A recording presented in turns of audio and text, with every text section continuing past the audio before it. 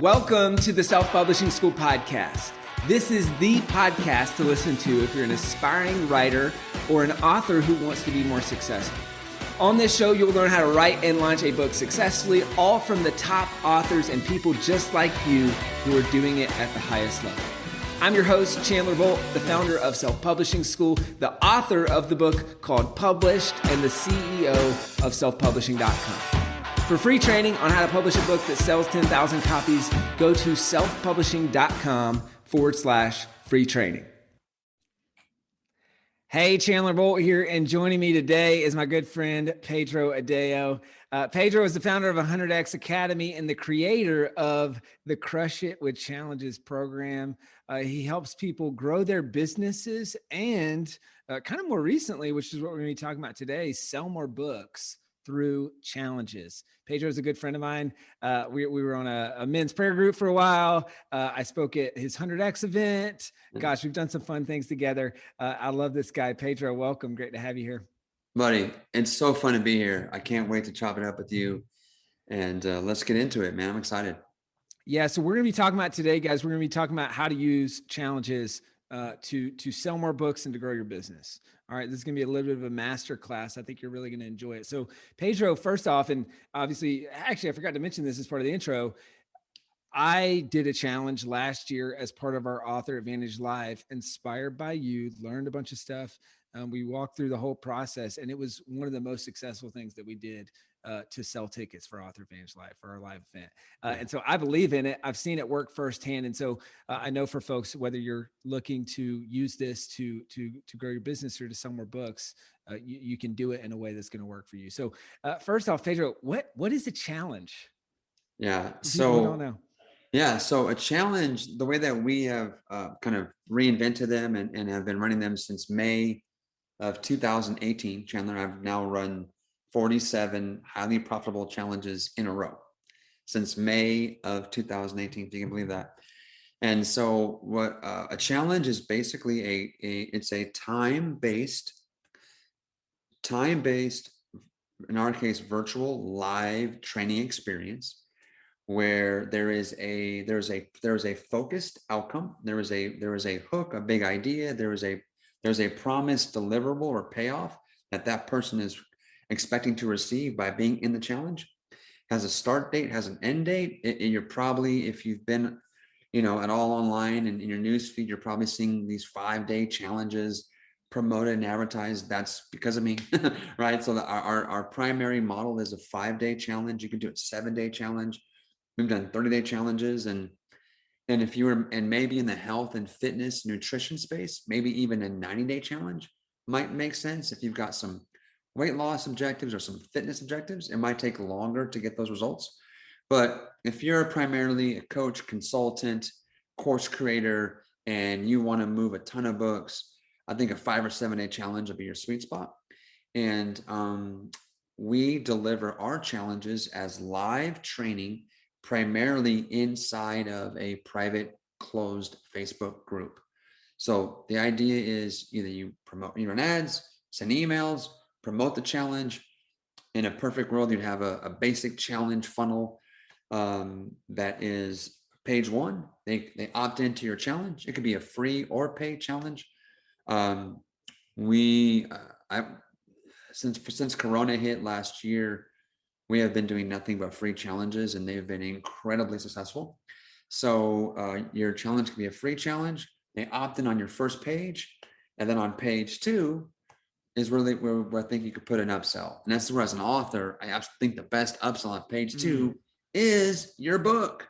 Get your book and maybe like a backstage or VIP pass. So we do a ton of those at $95, and then you have your thank you page. And so again, the big thing is, and then they're all coming into your Facebook group. You're going live in your Facebook group every day, sharing some cool piece of content. You're giving them an assignment. Big key. Challenges, people are coming to take action and do some work, not just to be passive learners. So you want to incorporate daily assignments, daily homework that they get to go do that is simple, easy, bite-sized steps that gets them in action. And then typically on day 4 of the challenge, towards the end, you make your offer. You invite them into a coaching program, a membership site. You invite them to your live event, sell them a ticket to that. You can pretty much sell anything you want on the back of these challenges. We've had a lot of success selling, at the $995 price point, like thousands and thousands and thousands of customers. We've also done really well, thousands of customers at a $2,000 price point, selling our core signature training programs. If you're a high ticket coach consultant, you can do a challenge to an application, and then fill up your calendar with calls. So you can pretty much sell anything you want, but that's the basic framework, Chandler. And then of course we can get into the obviously there's obviously a lot more science and art to this we can break down. Yeah. And so I want to get into the how in just a little bit. And I've got a bajillion questions that I'm sure our listeners will be curious about and love to hear. But first, and you touched on this a little bit, but how about before we go into the how, the why? Why is this something that authors can do, should do, and that's going to move copies of their book? Yeah. Well, I mean, I've heard you speak, and I think I know that a big part of what you're about is helping authors actually build a business as well, not just have a book. So first and foremost, as we're making this video, and I don't see this changing anytime soon, just understand this: the number one way to profitably acquire customers online today is happening on the back of challenges using our challenge framework. Like, period, end of story, not debatable. We're helping people acquire customers cheaper than webinars, than lead magnets, than low tripwire offers, than just about anything else that you could try and do. So if you want to grow your business, first and foremost, you should be doing challenges. Learn our framework. I would go as far, Chandler, to say that in 2021, it is irresponsible of you as a marketer and entrepreneur to not have this framework in your marketing portfolio.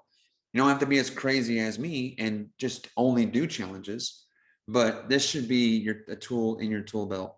And so for selling books, I think the best way to move a ton of books is to position your book in the front end of the funnel, versus, and of course, you can always bundle your book into the back end offer if you have a 297 or 497 or 997 program. Sure, give them a book, if they're.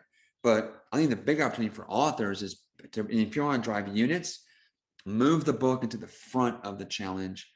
And when people are most excited, they're grateful for the free challenge. And then you can do this book bundle upsell, and you can promote that upsell throughout the entire challenge. You can take your book, maybe a small little mini course, some info, bundle that thing up, do a special challenge promotion, and you can just keep that thing and sell that thing throughout the entire week. As the days goes on, you're going to be building up more social proof, more know, like, and trust factor, more like, oh my gosh, Pedro's so helpful. He's helped me so much. The least I can do is go buy his book. Like, you're going to be building up all of that goodwill, Chandler, and that's all going to translate to a lot of book sales. That's great. So let's get into the how a little bit. And I want to talk about our mutual friend, John Acuff. And I know you just worked with him on a challenge that just wrapped up. And guys, if you're listening to this right now, it's funny. Actually, I interviewed him before this interview, but this interview is going to be, the interview with John's going to come out the week after this one with Pedro. So you'll hear him give Pedro a shout out, as well as talk about how, this challenge is one of the big things he's doing to launch his new book. So Pedro, can you walk us through, like, what was the framework that you did with John Acuff, and how did that perform? And then that'll kind of give us a framework of how we can do this as authors. And then I want to go into a lot of the other how questions specific to business owners. So I met John like I met you in our prayer group, and just love this guy. And John's I think a 2-time New York best-selling author, and a lot of the big publishing houses, 2-time New York Times best-selling author, has his book, and then Corona shows up, and now no live events, no book tours, none of this, all that stuff gone. So he's like, what the hell do I do now? And, it was a prayer request he brought to our prayer call. Is like, guys, what do I do? I'm like, well, there's a few of us on this call that know a little bit about online marketing. I said, John, let's do a challenge. He's like, really? I had to push him to do it, because John's more of a quiet guy and not, and doesn't like asking for help. He just kind of a little bit more reserved that way. So I was like, John, let me help you. So he's like, okay. And so I believe I could be getting this wrong, but Chandler, you might know. I believe his book was on how to stop overthinking, right? It was how to. Yep. So I'm like, perfect. Let's just do the 5-day, overthinking, how to end overthinking challenge. I think was the name of it. We mapped the whole thing out. He had his book agent on the call. It was in a Zoom like this. It was me, John, this lady on his team, I forget her name, and then like his main book agent guy. And we just whiteboarded the whole thing out, came up with a hook, which, think about Chandler, you would know, think about how much time people spend picking that book title and how important the title and tagline is, right? So guess what? If you did a good job with that one, there's your challenge name right there, right? Now we have congruency, continuity from challenge to book. Nice, even so we already had the kind of the name and the hook because that's what the book was about. And I was like, John, let's talk about this book. Like, we're going to do a 5-day challenge. What do you think are the 5 to 7 most important concepts? I know the whole book's amazing, John. I know no author ever said their book sucked, right? I know the whole book's awesome, but if someone can only read, think about it, take the 80-20 rule to your book. If someone can only read 20% of the book and to get them the most value, what would it be? So we went right to the best cream of the content. And then we built our content schedule for day 1, day 2, day 3, day 4, all around that. Kind of mapped out what the content would look like. John is amazing writer, is very thorough, super detailed. This guy's, pro. So we already clearly got how to package the content. He's a great teacher, trainer. And then he already had like some exercises or like takeaway questions or suggestions, call to action kind of stuff in the book. So that became the homework. Cool. I did help him design like I think it was a 4-week or a 6-week live group coaching program that he sold on the back of the challenge, just to have a little bit more than just the book. This is for folks that wanted to go deeper with John, have some Q&A access, and kind of, which obviously if they're fans of yours and they love your book and love your stuff, of course I want to go deeper. So for John, that was something I don't think he had done a ton before. And literally he just texted me this morning. He shared with me his numbers. I didn't get express written consent to share his numbers. Let me just tell you, it was 6 figures plus, and he was over the moon ecstatic. And that was his very first time doing this. And, I helped him, I consulted with him, but his team built the pages, his team ran it, and he probably ran it at, who knows, 20% of what it could have been. And it was a 6-figure plus challenge, and they're over the moon excited. So I think it's great. I think for authors, for your listeners, and like this is going to be this is a non-negotiable. Like if you're an author and with a book that you want to get out to the world and you're not running a challenge to promote it, the question is like, why not? You just worked your ass off to write this book. Designing a challenge for your book could literally take probably a couple of hours of designing it, because think about how much work you've done. Repurpose. It's the same content. You just work so hard to get your thoughts straight and organize the content. And like it's the verbal expression of your written content. Hey, Chandler Bolt here. I hope you're loving this episode so far. It's time to go from inspiration to implementation. All right, so if you've learned something, we want to help you implement what you've learned with your book. So what I want you to do right now is go to selfpublishing.com/schedule, book a publishing consultation with one of the experts on my team. We'll talk about your goals for your book, your dreams, your challenges, your next steps, and we'll start putting together a plan. All right, so go to selfpublishing.com/schedule, book a call with the team. Let's see how we can help with your book. It's time to implement. That's all Right. it is. And And so your guys, I think, personality. yes, and you're adding personality and flavor to that. So I think there's some really great takeaways for here for folks. So it's use the content that you already have, synthesize that, bubble up the top lessons, and like Pedro said at the top of this interview, it's a virtual live training experience with a focused outcome. And so if you did the writing well of your book, you have, and it's a nonfiction book, obviously, you have a focused outcome of that book, and then you can bring the focus outcome is the hook for your challenge. The core content is in your book is the core content in your challenge. And just like John did, you've got maybe a 5-day or a 7-day challenge. You're leading people to purchase the book and maybe even bundling in something else that you're maximizing your revenue from the challenge. I want to ask one more question on this, Pedro, and then shift gears a little bit, just a lot more on the how of running a challenge and using challenges to grow your business. So do you recommend for authors to do the challenge, like timing wise, before their book launch, during their book launch, after their book launch, or does it matter? Yes. They should just do a challenge. So if you are an author who's already launched a book, do a challenge to drive more book sales, right? Make a bigger impact, grow your business, build whatever your back end business is that you wrote this nonfiction book to help you grow. Then do a challenge, use the book, grow your business, right?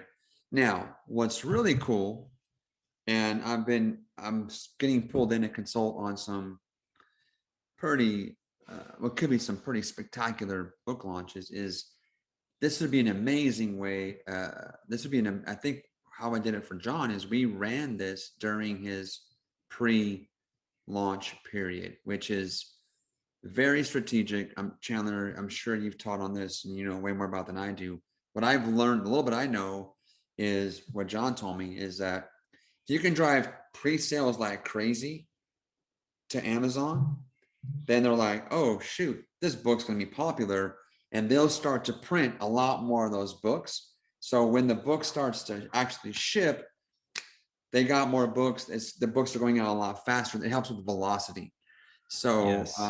so they don't sell out, which is like a kiss of death as an author. Yeah, exactly. And again, I didn't know that because I mean, I've written 2 books, but I've never, I use my books differently so far till now. So, yes, so that was a very strategic timing for John to get thousands of book sales during pre-launch. And so, but again, if you have a book, if you're in pre or during or post, just do a challenge. Absolutely do a challenge. And the way that we talk about, the way that we teach the train, there's, this is the new model of how challenges are done. Dean Graziosi, who's a friend who heard me train on my challenge model in a mastermind, messaged me a little over a year ago. He's like, hey man, I've been doing challenges for a long time, but not like you're doing them. So would you mind consulting with me and our team? It's like, sure. So we absolutely did that and helped their team, and they crushed it. And so, Dean's been very gracious to give me credit for bringing challenges into the modern era, like just completely reimagine how challenges could operate. So this, I believe, again, I'm obviously very biased, but I also now have a lot of data from myself and elite level entrepreneurs, but also very many early stage entrepreneurs. That this by far, like, just nothing creates engagement and connection and consumption, Chandler, at the levels that challenge. And if you're an author, think about it. You've spent all this work to write a book. You want people to read it. You want people to actually consume it and get the benefit from it. So I believe that this is a really tailor-made strategy for authors, because if you have the heart to take this much time to produce a book, obviously it means you care at a deep level and you want to get your message and content out in a big way. That's great. Pedro, I want to kind of go lightning round and just walk through creating a challenge and the nuts and bolts and how you do it. So I think one of the most important things to start, and you mentioned this, and I 100% agree, is a good hook and a results focused hook. And I think it's kind of like your title, your subtitle, your cover for a book. If it's not good, it doesn't matter. Like everything else could be amazing. And if that thing's not good, it's just not going to work. It's not going to sell, right? So how do you come up with a good hook for your challenge, a results focused hook, and any tips on walking through that process? Yeah. So here's a very simple kind of naming convention I like to give people as a kind of get your mind thinking about it. So first is, how long is the challenge, right? So how long is it? What's the big promise? What is the promised outcome, desire that you're promising to give them, or is there a problem that you're going to help them avoid? Like with John's, it was overthinking. So the promise was how to overcome overthinking, right? It was this pain they have and how to get rid of this pain. So remember, people, we're motivated either to seek pleasure or avoid pain. So there either is a desired outcome that's promised or this bad thing that we don't want to have happen. Then it's also, who is it for? So this is I don't know, Chandler, how I gotta imagine you drill this pretty hard in your program and coaching, but I'm just a huge believer in niching down. I call it micro niching, because what I call niching is like, I like to help my clients carve very deep niches. So I like to include it in the name or tagline of the challenge. Who is this challenge for? Is it for homeschool moms? Is it for 7-figure business owners? Is it for stressed out corporate executives? Is it for airline stewardesses and attendants? Is it for frustrated authors whose books aren't selling? Like, so one is the challenge free or paid? How much is it? How long is it? What's the payoff, the hook, promise, and who's it for?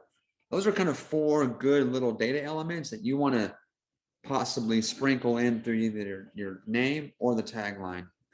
And that's to kind of That's get the great. juices flowing. But Yeah. again, I would look at Perfect. your title for Yeah. authors. Yeah. Look at your title, book, and your tagline.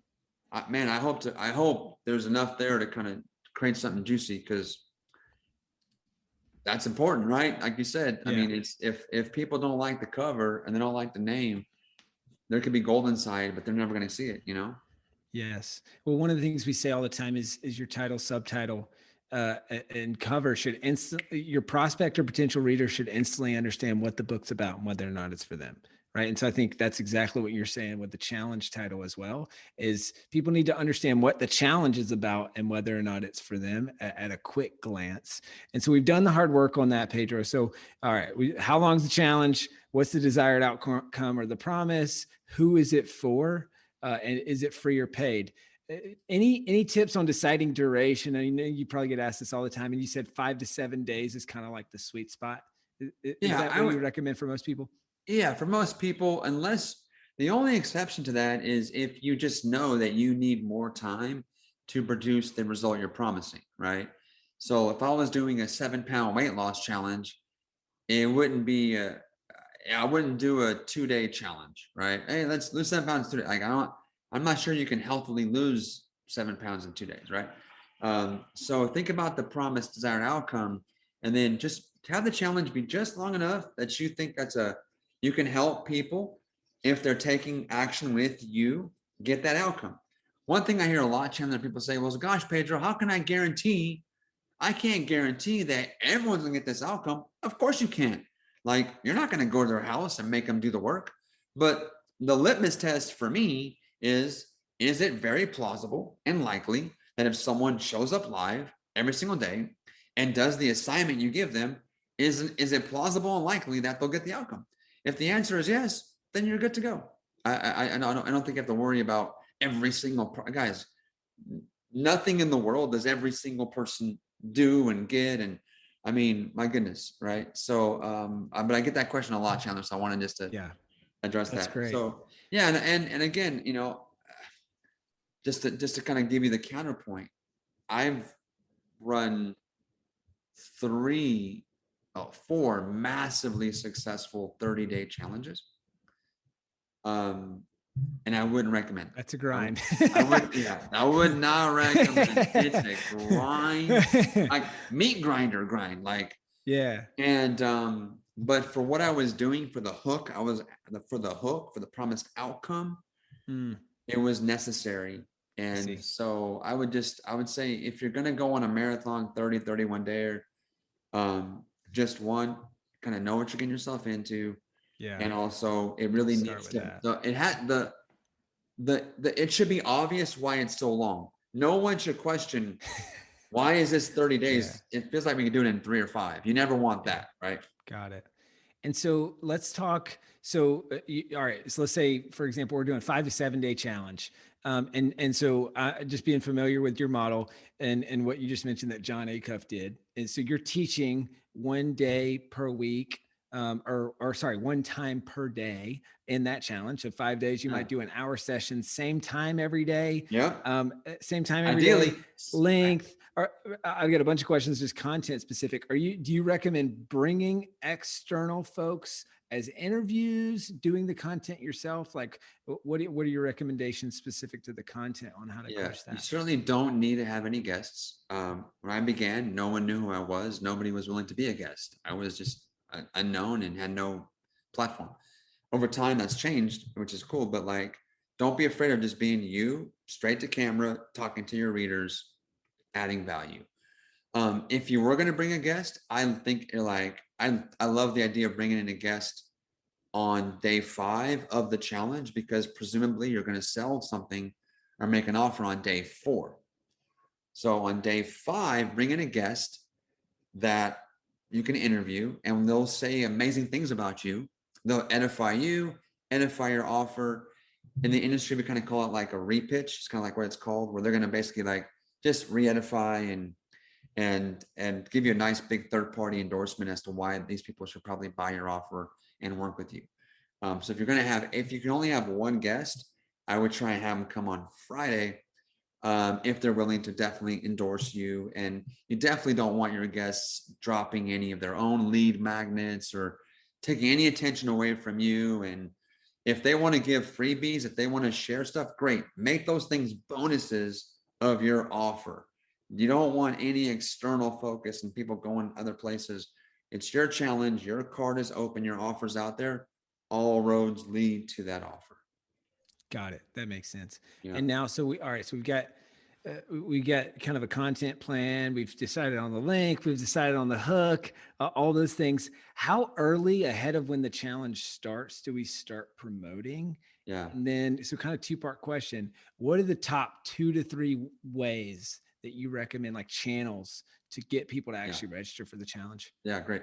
So we don't ever recommend at most 7 to 10 days, which might sound strange, but like the fact is, like nowadays, especially, I mean, none of us know we're doing 2 weeks from now. I mean, maybe, well, that's not true. Chandler does. Chandler is the one guy, Mr. Discipline over here. Chandler knows he's doing for the next 12 years, right? Mapped out. But most of us, aren't as organized as Chandler. So like, someone's like, I don't know if I'm free 2 weeks from now. So there's a very much of a last minute, spontaneous, oh, it's in a few days. Oh, it's just next week. Like this very much works because it's happening either now or in a few days. So I would say 7 to 10 days most is all you need to promote. Of course, you want to email your list if you have an email list. Paid traffic. I mean, this is where challenges shine, because a dirty little secret of the marketing industry is many of the gurus that many of you are following, up until my challenge model came on the scene, they were not profitably converting cold traffic. They were losing money on cold traffic and trying to play just the long tail game. Our challenge framework literally made running cold traffic profitable again. And so if you've tried Facebook ads and Instagram ads and you've lost money, it's time to hope again, dream again, and use this challenge model. And I'm telling you right now, if you can't convert cold traffic with this challenge, a well-designed challenge, then it ain't going to work. That means you got the wrong hook, the wrong niche. These are a bigger problem. So for paid, What channels on paid do you see work? Facebook, Instagram, and that's all I did for many for Yeah. like, I now just got around because I was just so busy. It's kind of shame on me, but I just now, this year, 2021, a few months ago, started running serious traffic on YouTube and Google Display Network as well. Now we Got have it. those 4 platforms, but up Got it. until now, Chandler, we scaled to 8 figures. We scaled over 10 million in revenue in our second year in business on the back of Facebook and Instagram, one platform. I always would recommend mastering one platform first. That's paid. Organic, Facebook lives, going into Facebook groups, looking for groups where people have an interest, asking friends, do interviews live, got jumping on podcasts, all those things. But now Clubhouse is bonkers. Clubhouse is brought back organic reach. I mean, let's face it, organic reach has been pretty tough in Facebook and Instagram unless you know some really ninja organic hacks, which I brought on, and I just interviewed yesterday, Chandler, like this crazy expert in organic reach to have as a bonus in our program, because so many people just don't have the budget or have been burned by paid ads. But Clubhouse is it's kind of incredible to see the amount of people creating leads, opt-ins, and paying customers absolutely free on Clubhouse right now. So I don't know. I think now more than ever, with Clubhouse, there's plenty of organic traffic out there. Then of Yeah. course affiliates, partners, other authors Yeah. promoting each other, all that stuff still works too. If you were to say a pie chart of most recent or most successful challenge that you've done, what does that pie chart look like between affiliates and sponsored emails, paid traffic, internal email list? I think you also mentioned, Clubhouse organic reach. Yeah. And I feel like I'm missing one, but Yeah. what does that pie chart look like? You got to have me come back and answer that, because this launch I'm doing this month will be the first time where we have Google and YouTube, Facebook, Instagram, my email list, and major affiliate partners and Clubhouse. So this will be the first time we have all 5. Up until now, almost every challenge I've done before this, Chandler, has been just straight cold traffic and email. I've only done one major affiliate promotion, and that was a year ago when we launched Crush It with Challenges for the first time. So what's nice about this model is that you control your destiny. Like, guys, Yeah. the affiliate game can be tough. Like, not every people that have big email lists aren't just waiting around to promote people that they don't know, right? Yeah. I mean, Chandler, you and I both know it's hard to get people that we do know to promote for us, much less complete strangers, right? Yeah. So I like that I was able to control my own destiny, just open up my wallet, go run paid traffic, and convert like crazy. And that's how we scaled so fast. I mean, guys, like I said, 8 figures in 2 years. That's not normal. And it's because we had our powerful challenge model. We were great at carving niches. And when you're able to convert cold traffic, you can just grow as fast as you want. Just spend more. What kind of metrics are you looking at on paid traffic? I mean, you're looking at probably cost per challenge registrant and then your average order value on the upsell. Like, what are you seeing in terms of basic metrics to look for? And what are the numbers that you're looking at? Yeah. I mean, it all depends on what you're selling on the back end, right? So if you've got some people watching this that are high ticket consultants or coaches and they sell a 10K or 15K package, I mean, obviously like you can afford to spend a lot of money per lead and write the ship and be profitable. But a lot of what we have sold channel in the back was like either 995 or 2K courses. And I would say that for the most part of the time, notwithstanding the election time, and we've had a couple of wonky things happen, but I would say um, a well-designed challenge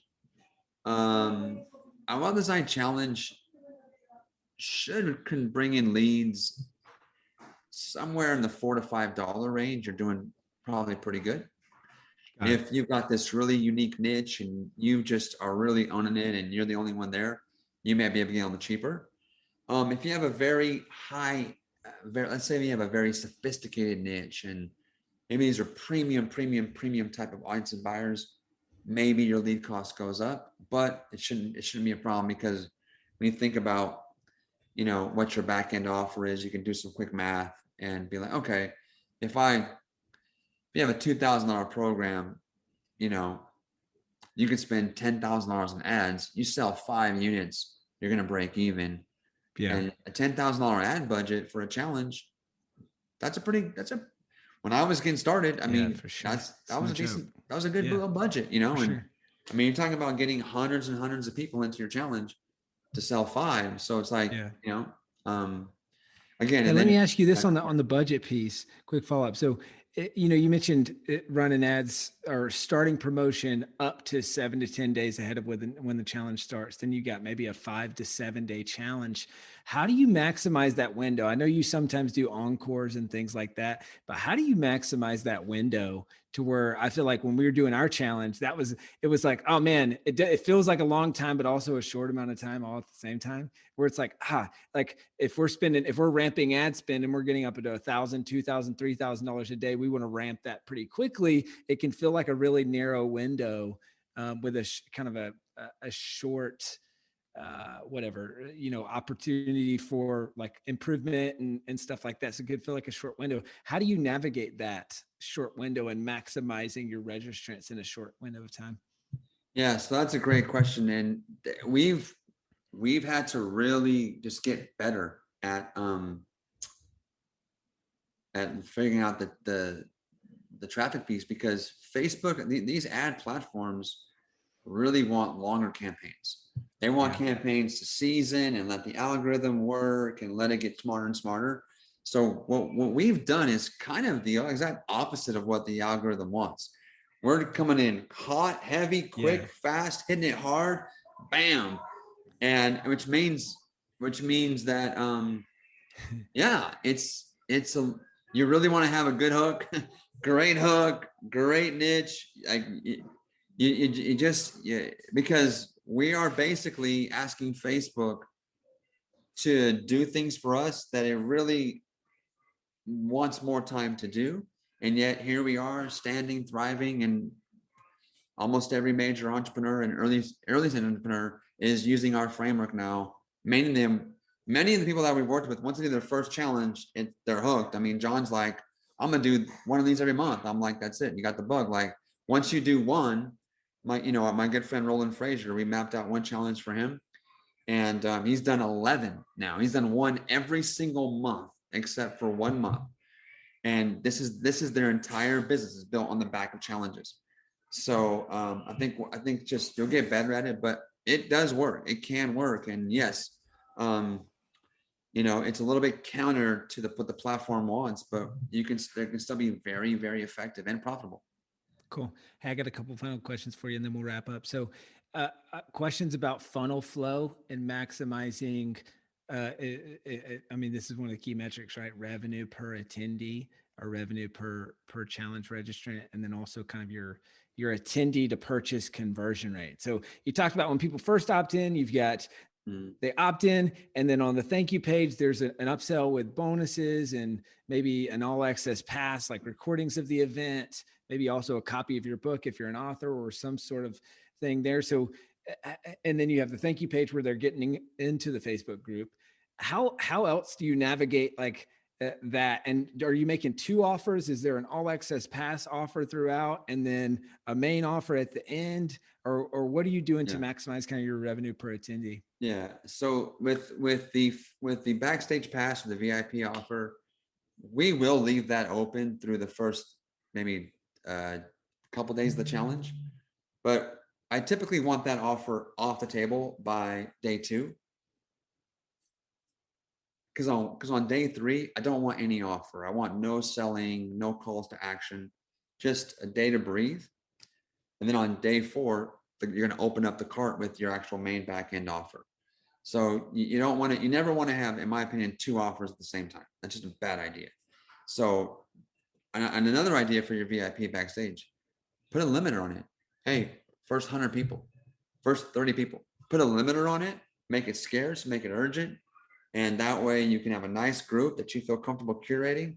And it's like, oh man, that's sold out. VIP sold out. Nothing better to show your audience that your stuff sells out. Okay. As far as like cost per registrant, cost per lead, we definitely track, as Facebook will tell us like what we spent per lead. And then just, it's very hard to know, Chandler, like cost per attendant, because you can see how many folks are in your Facebook group, but that doesn't mean that many people are even engaging in the challenge. So here's some metrics that I look at. What's my cost per lead? And what's my total ad spend? And then I'm looking at how much did I make? What was the cart, right? How many people got into my Facebook group is a maybe interim metric. I'm looking at how many people are watching me live.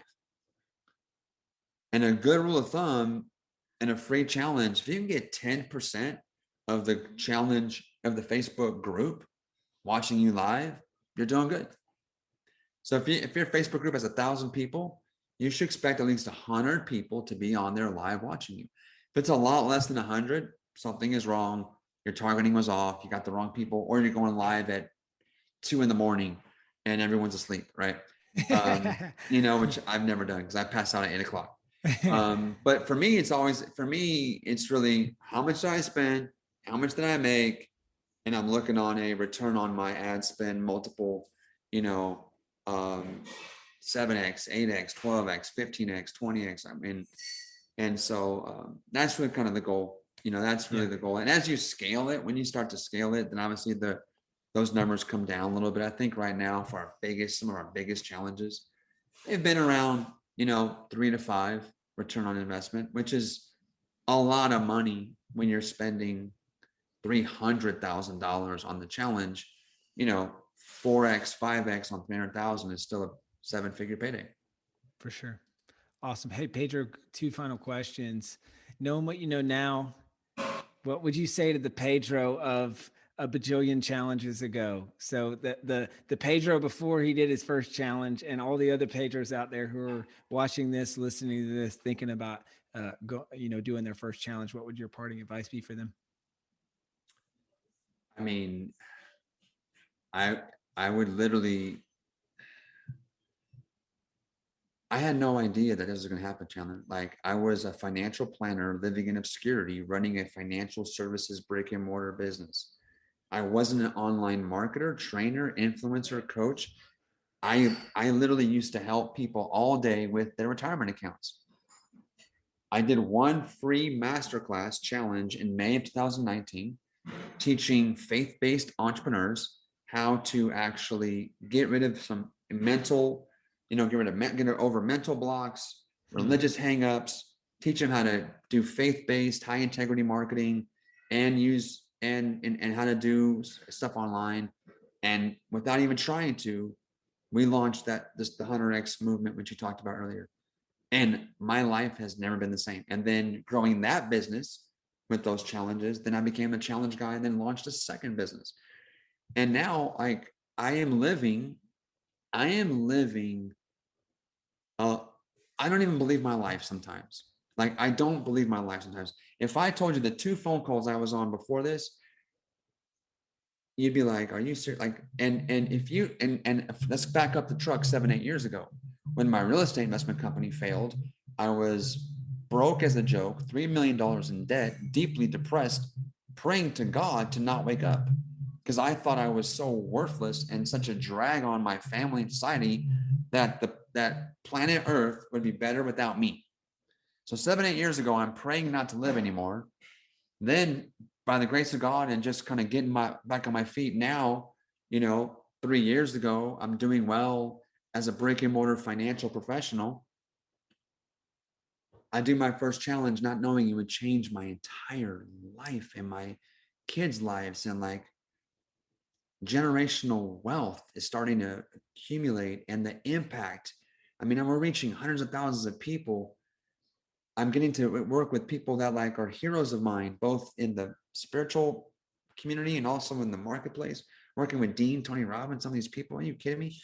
And so I would just say that, like, this sounds so cliche, Chandler, but like, you have no idea what's on the other side of your yes to running challenges and mastering this framework. Like, and I am just living proof of this. And I have hundreds of our students, Chandler, have been able to have the same results.